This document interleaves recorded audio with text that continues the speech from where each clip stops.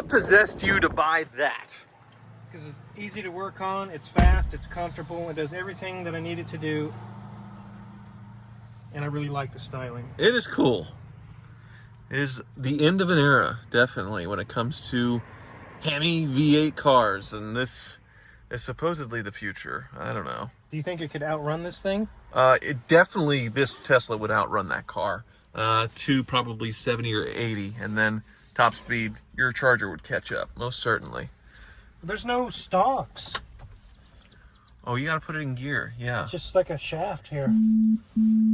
Did I do that? No, I'm getting a phone call from the future. How do you do a turn signal? No instrument cluster, yeah, no nothing. The turn signal is that. It looks like what you change the radio with, and it shows it in the, yeah. Everything's buttons. So yes, everything's in the screen. There's no instrument cluster, so you have to follow the directions here. So, press the brake. Go back to that. I like that. That's a really good angle of my car. Okay. So, it says press brake to select gear. Okay, press the brake. And then you slide it like an old iPhone. See? What? You Which way slide the screen to go into gear? Yeah, no gear selector. Everything is in this. What do you do if the screen dies or goes blank? You're stuck. You're stuck. Yeah. Let me try it. Okay. Okay, you got it in reverse. And it's detecting your Charger as like a gray blob.